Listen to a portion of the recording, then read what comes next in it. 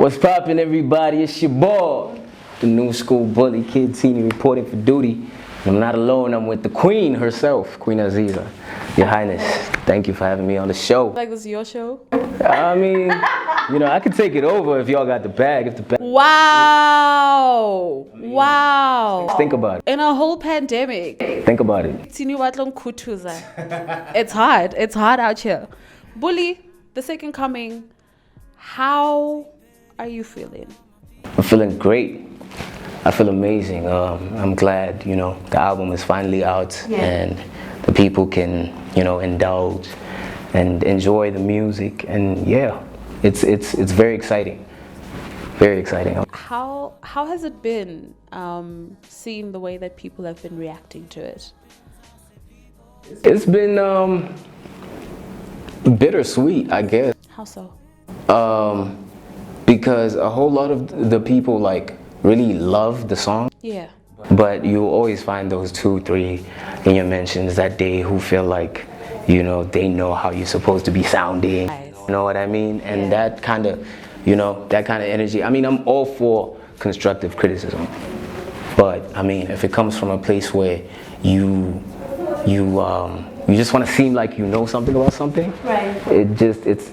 It's like, bro, chill. You know what I'm saying? But at the same time, like, I'm so grateful for even those people, because that means they took time out of their day to actually listen to the kid, whether, you know, they fuck with the music or not. And I appreciate them too. But more than anything, the people, my real ones, like the real people who have been waiting this long, actually finally got this fucking album, and that is like the best thing in the world for me. Speaking of the negative feedback, has there been something that someone said that might not necessarily be the most positive thing, but you took it and you were like, they could have a point? Because it be like that sometimes. I mean, yeah, sometimes. I haven't, not really. Like, I've seen some ridiculous stuff. Really? I read someone saying, I can't even remember who this kid was, but they were like, yeah, his first album should have sounded like a come up, or he's still coming up. I'm like, this sounds like it should have been his second album. It's too clean, it's too polished. What? Bro, fuck you mean? You know what I'm saying? Like, I'm not no come up no more. I've been at it for like a minute now, so like I don't understand. But I mean, that person is entitled to their opinion, and even his, you know, observation or analysis of the album is welcome. So how do you often, when I look at you guys and you release music and it's so personal, right? How do you manage to step back and allow people to consume it? Because I was having this conversation with someone and they were like, look, we cannot control the way that people consume things, but it's also very personal. So how do you manage to not get too emotional about things that people are saying and let them consume it, but also manage to take it in? Because at the end of the day, you're making the music for the people, so there is some kind of reaction that you are after. How do you find that very thin line between? It's very difficult, especially for someone like me, because I find myself having to like delete tweets a lot. Like, even before I send like the tweet, I'd be like, okay, maybe not, you know? I need to constantly remind myself not to engage on that level, because, you know, sometimes I do get attached. Like, I'm too attached to the music. I'm too, you know, invested in it. And when it's like something, you know, negative or something I feel like is absolutely not necessary, it makes me, you know, want to respond. But at the same time, you're right. You're absolutely right. Like, I do make music for people to listen to, for people to enjoy and criticize. So I'm still learning to like separate, you know, my emotions and how I feel about a certain things and how people receive it. So, what's the best thing that anybody has said about it so far? I've gotten some dope like reviews from my fans. I don't know how to say it without sounding like I'm you know, blowing my own horn. Or I'm not asking you what you think. I'm asking you the best thing someone else has said. So you're just relaying a message. Just told me it was exactly what I was gunning, you know, for. It called it a classic album, and that's exactly what we were trying to do. Like, you know, people have been saying a lot of things, a lot of great things, and I'm so like grateful that they receive it in that manner. Like someone else said, you know, this guy's a genius, this that, you know, and that's it's a great feeling. You know, it feels good to know that there's people out there who actually received the music the way it was supposed to. So how do you take that in and let it sit where it needs to sit in your spirit, in your mind, but not take it in too much that you get like gassed on your Exactly. That's also like, I think, you know, both need to coexist, the negative and the positive, for you to find a sweet spot, to know that, okay, cool, this person might be saying this, but there's that one guy who felt like, you know, this could have been better, right? Which is why I'm saying all like opinions welcome, you know. That's how, you know, I believe we should all stay grounded. I don't want a following of just yes men who just say yes to everything I do. Sometimes I don't see certain things, sometimes I don't hear certain things, and you know, they open my eyes to a whole lot of things. So yeah, for me it's like, if there's a healthy balance of both positive and you know, the negative, then I could deal with that. Okay, so before we move into actually unpacking the music and closing off this conversation about what other people have to say and how you engage with it, why is it that you don't, for instance, just say whatever to whoever on social media? Because I find that we curate ourselves for social media, right? But at the end of the day, behind the keypad, you're still a real person. And sometimes you just want to say, yo man, fuck you. Yeah, right? dog, like... So, not that I'm advocating for it, but why do you take a second to really think about what it is that you're saying to people? And do you sometimes feel like by not addressing people in a particular way that you'll be viewed as quote unquote soft or weak? Or a walkover. Right. You know what I mean? I used to do that a lot. Like, I would cuss people out in my mentions and, you know, do all that, but as I grew in the industry, I realized that, you know, certain tweets and certain things you say can come back for you even at a later stage. They could close multiple doors for you. They could put you in a position where, you know, you need to like now consider, you know, the fact that you might be canceled, or you might be, you know what I mean? There's too many things. Like, we're literally walking on eggshells right now. That's true. Like, in social spaces, it's the freedom of speech is very limited now.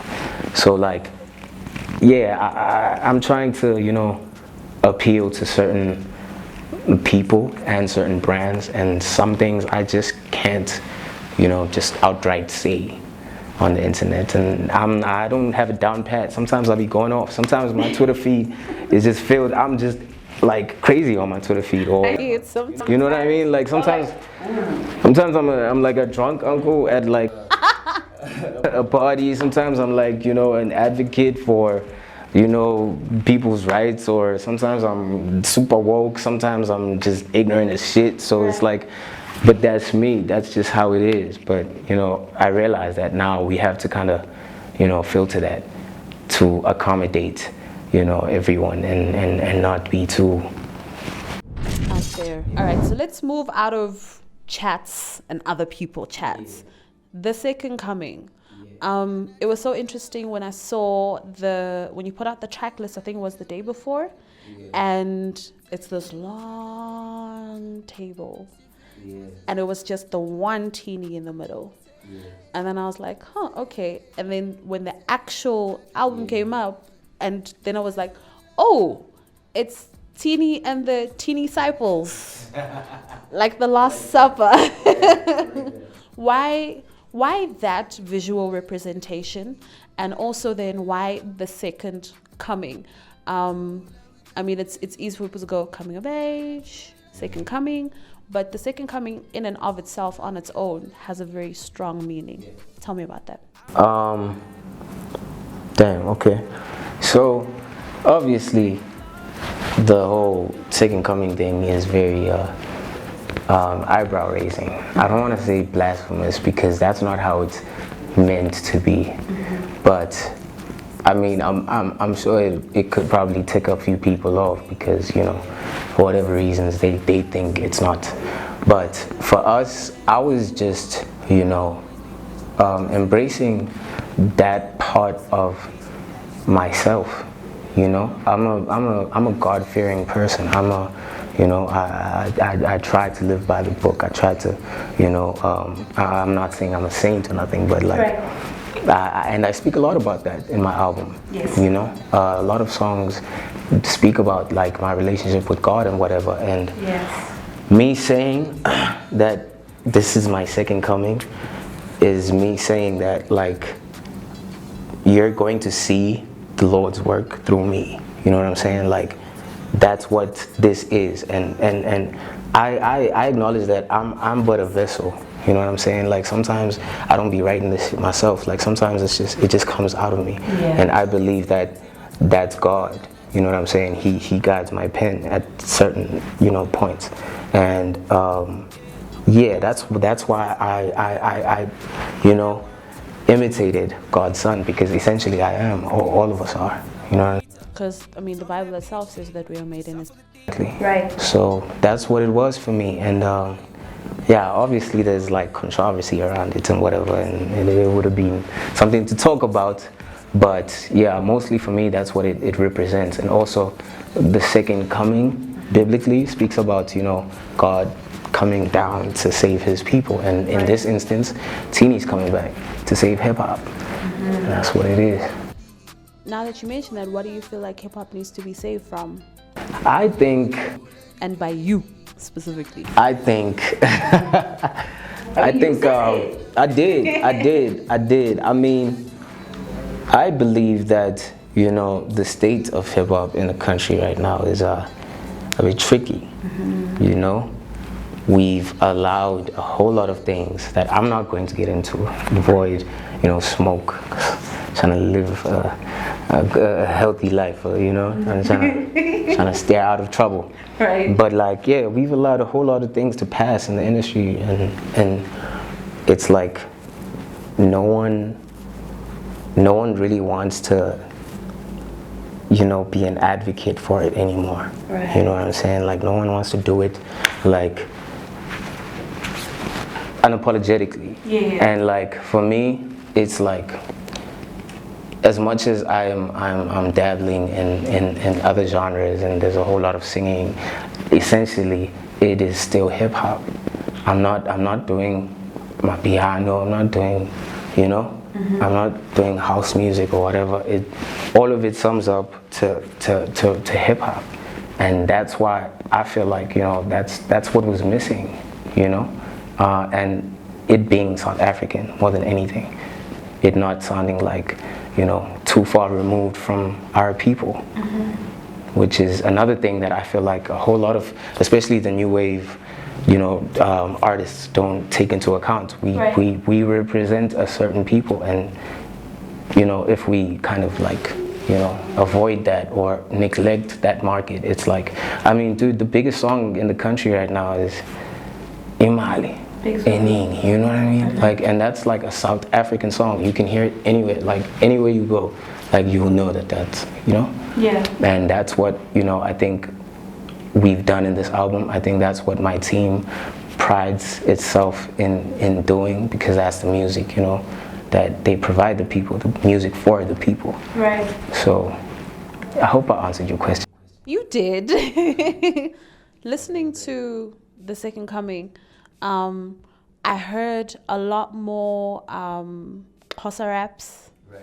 I heard a lot, I mean, you mentioned it just now, and when you said it, I was like, oh yeah, I definitely picked that up, of you speaking about your spiritual side and your relationship with God a lot more. That was very intentional, and I picked that up as well. And as you mentioned as well, there's a lot of melodic tunes as well, because I think that because even me, I expected a lot of like hard raps, but I wasn't disappointed that I didn't get that everywhere. So what informed the direction that you took with the sound? Yeah.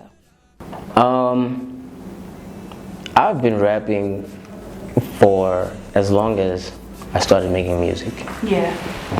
Like, I was like the hardest out, in my opinion, in terms of the actual skill of, you know, being an MC. Right. And it was very difficult for me to, you know, cross over into mainstream because of it. It felt like it started feeling like an Achilles heel. Right. Like, it started feeling like that's what was holding me back, because I was trying to be this purist who doesn't want to compromise with their music. And as a result, my biggest song at the time, which was Ulinga, was not a rap song. And so I detached from it completely instead of owning it and running with it. You know what I'm saying? Like, I wasn't comfortable. I wasn't ready to accept that I'm able to do this kind of music, or I'm going to go in this direction. So I just, you know, kind of disowned it. Right. And as a result, it became a big song, but I didn't grow with it. Oh, that's powerful. Do you understand? So now, for me, it's like, I am done. I've let go of that. You know, I'm trying to get this cheese by any means. You know, and this is how it looks like it's going to be gotten, because this is what's happening right now. This is the now. You know, and I'm not going to let, you know, the streets or other rappers, you know, like, I'm not making music for them. You know what I'm saying? I'm making music for people, the people who buy the music. Because another thing is, these guys in the ciphers and in the battles, the guys who call you, you know, to come rap on a cypher, they don't buy, you know, music. Sadly. I mean, don't get me wrong, a few of them do, and we respect everybody who's in that profession. Like, I love that shit. That's what I came up with. Right. But like, at the same time, when it really counts, those people are nowhere. When it really, really counts. I mean, I had like rapped on a song with one of the best lyricists in this country. Yep. I had a Styles P feature at some point, you know what I'm saying? And like, niggas looked the other way. I found that so strange. I'm so glad that you bring it up, because I looked at it, because I remember when it came out, I was like, yo, what the fuck? Seriously? No, that's just because I'm also I'm a rapidy rap hip hop kind of person. So I was like, this is huge. Right. And then it got quiet. Exactly. And I was like, wow. Exactly. So that's so disheartening. For me, it's like, okay, cool. Well, maybe I should just do, you know, what's working for me right now. And that's exactly what, you know, I did with this album. As an MC, do you get to a point where you stop feeling like you need to prove that you can rap, to show your skill?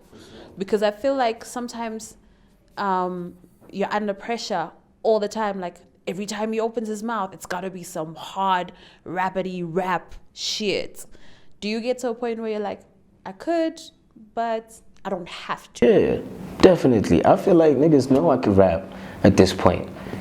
You know, I could still rap circles around a whole lot of niggas. Right. You know what I mean? But like, I don't have to, I don't need to, because I felt like I've explored that avenue. I've given that all my career until this point, you know what I'm saying? And now I just want to grow further than with that tiny box that people want to, you know, stuff me in, you know? Like, there's more that I want to achieve. I'm here for a greater purpose, and please don't get me wrong. Like, I am not by any means talking down on any of the artists who are. Right. You know what I mean? Like, I love to hear rap music. Like, I listen to rap music. I live for rap music. It's just like, right now, I'm gunning for something bigger, something greater. Is that because you as a person have changed? Have you changed? I've grown. Okay. You know, as a person, as an artist. I'm a father now, you know. Yes, and she's so cute. thank you. And you know, all these things are things that I take into consideration because, well, you know, I got a baby, I got a family to feed. Yeah. And that's what it is. So That's what it is. All right, take me through the production of The Second Coming. Who did what? How did we get everybody involved? And also, just what is your beat selection process? How do you decide that this stays, that goes, yeah, maybe not? it's tricky, you know, because sometimes sometimes it's like my boss will send me beats, and I won't hear it, you know. I won't hear what he hears at the time, but then I will never not do it because, you know, I will always explore. Right. And sometimes it's like the beat that I would have never chosen out of all the beats is the beat that, you know, turns out to be the best song. Oh, wow. Me, as a rapper, as, you know, the artist I am, if I'm in the studio, I'll play beats. Obviously, I'll always gravitate towards the hard, you know, boom bap. Right. You know, I always do that. I've done that for many years. But now it's like I need to consider that, you know, it needs to be a bit more musical. It needs to be, you know, a bit more appealing. Right. So, I've worked with so many great producers. I've worked with Tweezy. I've worked with Krizo. I've worked with Lunatic, Cocaine, Gene Beats, Dude from Black Diamond. Yeah, those guys. I hope I'm not missing anybody. But yeah. He loves you. Okay. Top those. If you forgot, he still loves you. Don't be mad. Definitely. It's the pressure. Yeah, and those people are so talented. I'm so blessed to have had the opportunity to work with them, and they gave me, you know, they trusted me with their work, you know. Right. And I appreciate that, for real. Let's get into the features for The Second Coming. There's quite a bit. There's Sbahle, there's Kwesta, La Sauce. That's right. I'm trying to remember off the top of the top. Zakwe. Zakwe, Who else? Malume Vector, Yes. Black Diamond. Yes. Who else? The Choir. Let me just look so that we cover all our bases. Because I don't want anybody feeling like I think that's it, though. their contribution was not dope.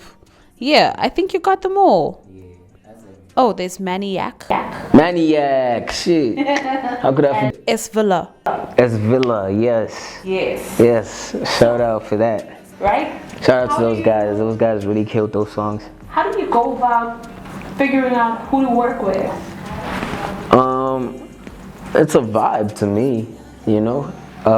If we're, you know, vibrating at the same frequency, at the same time, you know, magic always happens. And I'm down to work with literally everybody, you know. I probably have songs with the entire label, you know, and I probably still make more songs with the people that I haven't. It's just, it hasn't happened yet. There's so many people that I still want to work with, even outside the label. That's what it is for me. I feel like, you know, different people bring, you know, a different perspective to a song. You know, sometimes that's what a song needs. And if it's just me consistently, it might sound a bit, you know, monotonous, or, you know. So I always like to, like, you know, just learn and also collaborate and see what happens. Of all the joints, which would you say was your favorite to make? Russian Roulette. And why? I think it's the night we recorded it more than anything. What happened? Energy. It was just energy, you know, like it was crazy. Like I had all the homies in the studio. We was all vibing to it. It was just that moment. I think that's my favorite out of the whole project, actually. And what was the most difficult one?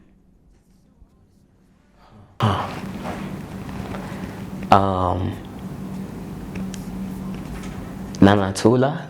Why?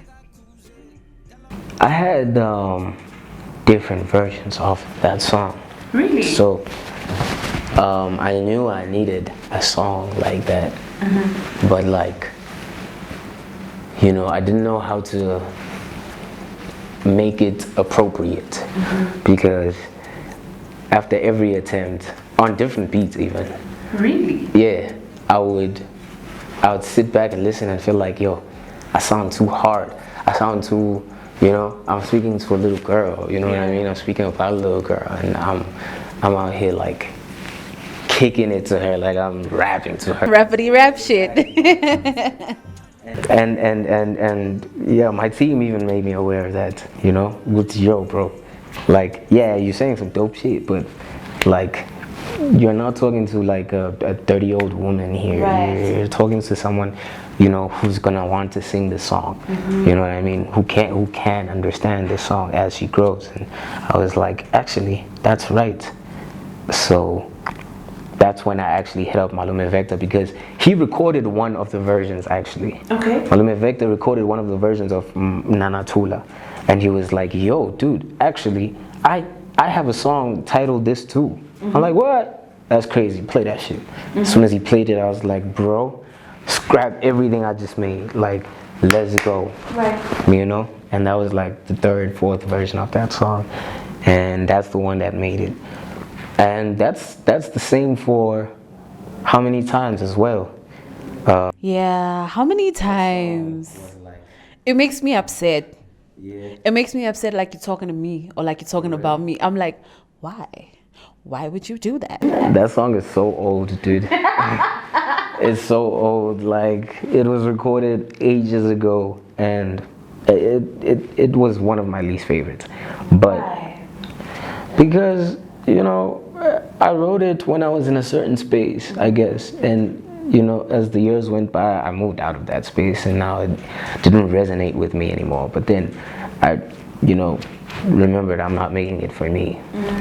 You know, someone out there, just like you just said, like it feels like I'm talking about you or whatever. Right. So I was hoping that, you know, someone out there might feel that way. How do you get into a space like that? It's so funny because I was listening to it again as we were driving here, and I was like, it's so personal. It's so it's not a nice chat. It's not a nice chat. You know what I mean? It's not a nice chat. It's not a hominid. And I think that's why, you understand? So true. I think that's why I reacted the way that I did emotionally to it, because I was like, ow, really? This is how you really feel? And it made me start thinking. I was like, is this how this subject is thought about? Is this really what it is? So how do you make a joint like that? Because it's so layered and it's such a conversation point and it's not a nice chat.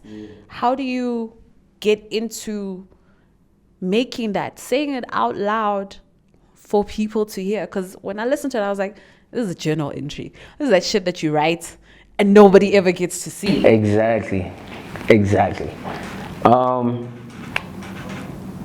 I think I might have been in that space, you know, when I wrote it at the time. I really can't like put a face to it, but it was one of those songs that were, you know, very personal, and I think some girl probably just like, you know, put me through it, or I got caught doing some dumb shit and like, you know, and it ended up on a song. And I hate doing that because it's cliche. It's like, oh, like he's an artist, so if you know you mess with him, you're probably gonna hear your voice note. For real, because that's the chat. Like, don't mess with an artist because you're gonna be in there in one way or another.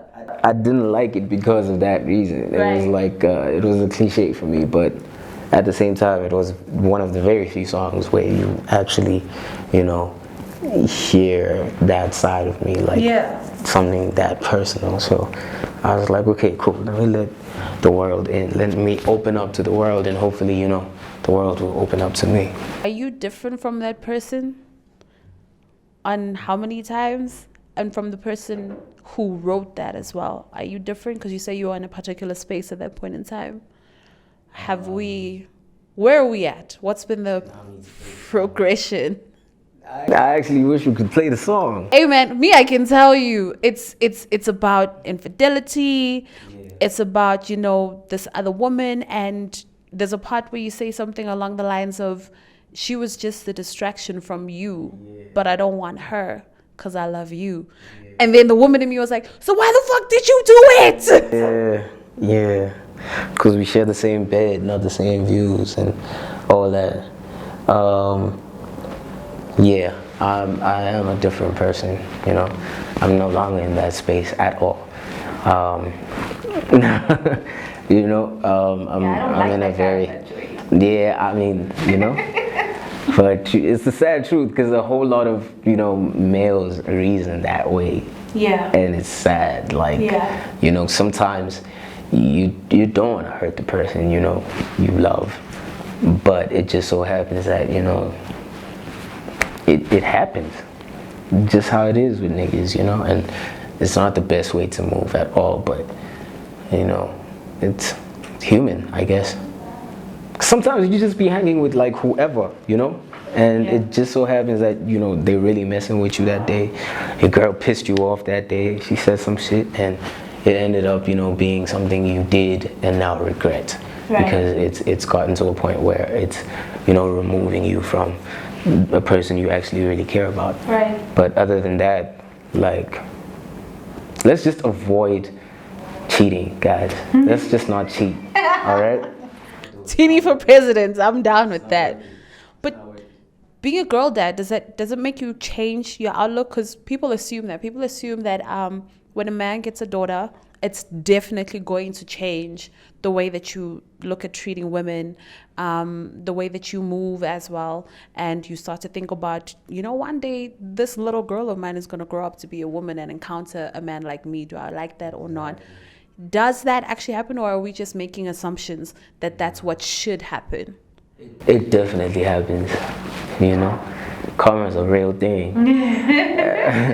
And that's why I feel like I had to clean up my act a little bit, you know, because like I need to set an example, man. Like I have all the love in the world for my daughter and women in general, you know.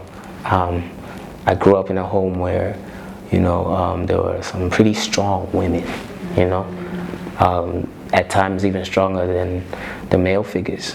So I have the utmost respect for women, and, you know, that's always been there, but it has like definitely been heightened now that I have a daughter, for sure. For sure. Yeah. We like that because, wow, like I say, I don't like the person on that joint, but I was also like, it's art. It is, you know. Okay. I wouldn't buy that art though. That one I wouldn't pick up. That one I'd just be like, alright, cool. It's not gonna be a girl favorite. Yours is backseat. Yours is backseat. How do you like this backseat? I'm just like, if it's not, then go listen to it again. It actually is my favorite. Oh, yeah? That's why it's tripping me out. Why? How do you know that? That was the intention. That was the intention. Everything in the song was in the album was very intentional. Right. You know, I was completely aware of, you know, who I wanted to target with this specific song and this specific song. So it was all premeditated. Okay, since you made it about me, what makes you think that I like Backseat? What do you think I like about it? I think it appeals to women in general. I feel like even, you know, some of the shyest women, some of the prettiest women, some of the, you know, the most beautiful women have, you know, a little freak in them. And a lot sometimes, yes. Exactly. Right. You know what I'm saying? So I feel like that's something, you know, an area I like to explore. Right. Yeah. Let me tell you what I actually liked about it. So I like to listen to new music when I'm driving, because that's generally the only time where I know I'm alone, I'm not going to be interrupted. And it came on, and the first thing that caught me was the beat. Yeah. And I was like, oh shit, this is really nice. What's this called? Okay, cool. And then what I liked about it was also just hearing your skill, because your voice sounded so different there as well. I knew it was you, but it was a different side of you. Yeah. So I enjoyed the fact that I could pick that up. That, okay, there's a tonality, and it's not just like, I feel like sometimes with artists, I feel like sometimes with artists, you're gonna get this all the time. It's a hard joint, they're gonna give you this. It's a soft love joint, they're gonna give you this. But I like the fact that it had changed. I was like, oh, this is so cool. And then I like the content because I like the content. What do you think is my second favorite, or my other favorite?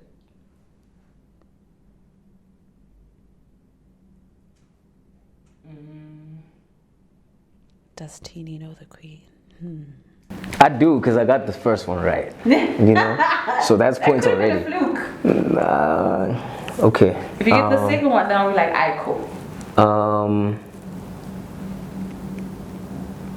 Bafana? Yeah, for real. See, I do know you. I know you. My dog. Alright, cool. Because that's that rappity rap shit. Exactly. I really enjoyed that. Thank you. I really enjoyed that. Shout out to the guys. Shout out to Zakwe. Shout out Black Diamond. Guys really showed up for me. Yeah, I really enjoyed hearing the different sides of you on this particular project. I could hear the rapidy rap shit. I could hear the storyteller. I could hear, you know, the little bit of a singer that's in there as well. You know, I could hear that you've also changed in a number of ways. I almost feel like you are at a very different place in terms of knowledge of self than where you were before. And I also feel like you're at a place of cultural and spiritual awareness as well, more so than before. Am I right? Definitely. What brought all of that on, all of that change? I think it was, you know, the experiences that came, that came after the protection of Tinism.com, you know? When I had to, like, I was really dead ass on my own in a whole lot of situations that I had gotten myself in, and I experienced life from a different perspective, not a sheltered one anymore, not a, you know, basically just on some grown ass man shit. You know what I'm saying? I had to, you know, man up, and that gave me a different perspective, and like made me aware of, you know, everything that happens around me, not just to me personally, but like everything that happens around me, like in life in general. So yeah, I could say life schooled the shit out of me, man, like for real. Like I've learned so much, but I also acknowledge that that's something everyone needs to go through at some point. And how you deal with it and how you respond to it is then how, you know, that'll determine how it turns out. And for me, I think it's turning out pretty great, because at first, bro, like I've had like some of the worst times, some of the worst experiences, and some of the best experiences, all wrapped into this one project, you know? Sometimes us keep each other, you know? Sometimes it's like, fuck, what's going on? Right. But sometimes it's like really dope. So yeah, I think that's what triggered that energy, what you picked up in the music. Just me being exposed to life a whole lot more. Yeah. So earlier on, there are two things that we touched on that I really wanted to just pull at a little bit. So we're speaking about the visual representation of the artwork for the album, right? And it got me thinking about like the Last Supper, right? And it got me thinking about Judas, and all those different people. They are different parts of you. So throughout this process of this project, when did you feel like you betrayed yourself, and how? Whoa. Whoa. That's what I really Wow. That is such a dope question. My God, bro. Do you know? You see what I'm talking about? Like, not the oh my God, what are you gonna do when you're like 29? And are you still gonna be Kid Tini? Like, this is so boring. Dude, that is a great question. I would like to think on songs like plenty times, or how many times? Right. Because again, you know, that's me just moving further away from the hard shit that I'm used to. You know what I'm saying? The hard shit that I used to. And yes, the little boy in me was crying. You know, oh my God, this is gonna come out for real. But like, like the business savvy, like fucking seasoned artist in me was like, so what? You know what I'm saying? So like, yeah, a part of me did feel like, you know, I was, you know, compromising my sound. On like a few of the joints actually, but you know, that one specifically. So yeah, that I felt like I was betraying the inner kid in me. Right. But at the same time, like, that's the best thing, because like, you know, we all know how that turned out when you know, Judas did what he did. Right. You know, the winning team stayed winning, and that's exactly what we're going to do. So with that, how did you forgive yourself for those Judas-like moments?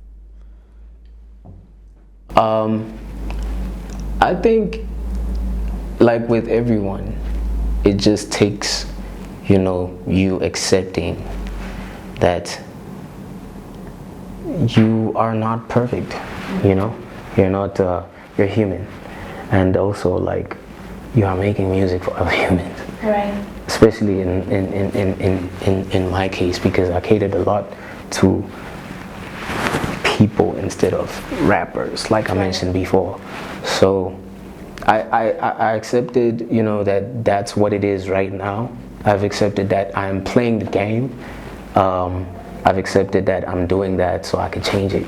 And at some point, you know, I won't have to feel like that anymore, because I will have made my guap, I would have made my name, and you know, I will be putting out whatever it is that I want to put out.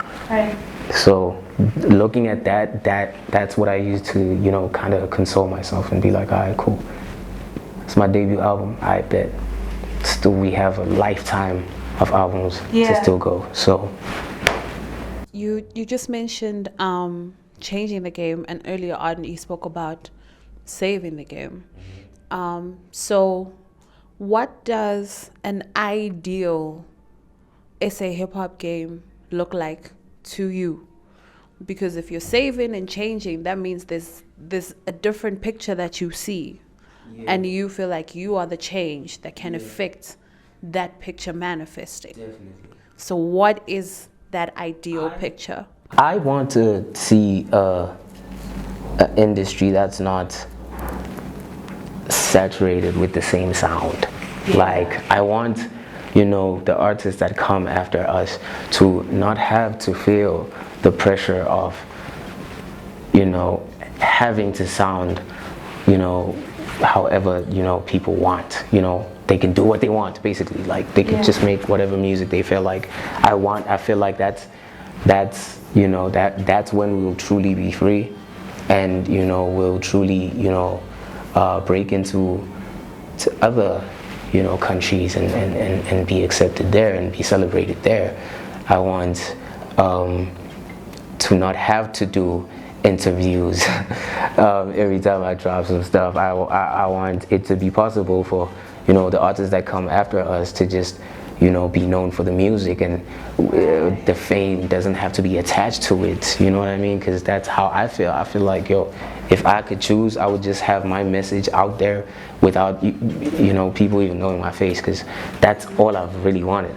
It's the fame thing is like a byproduct.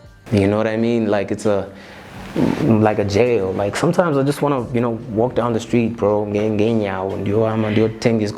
know what I mean? Like, I don't want to have to feel pressured to, you know, be or live up to someone's, you know, picture of me. you know, and I want, you know, people to be able to be themselves at some point in, you know, this game that we're in, and I believe that, you know, that's still coming. That's still coming, but for now, I'm playing the game so I can change it. Playing the game so you can change it. Final words. This is just you. Say what you want to say, what you want people to know. Yo, man, just be safe. Take care of yourself. Protect yourself and the ones you love. Have fun. And also, listen to my album. The Second Coming is out right now. Go check it out if you haven't. If you have, let's share it with the world. I love you all. Thank you so much. Thank you, Azizzar, for having me on the show. Appreciate it. I got you. It's Pristine signing out with Kid Tini. Peace.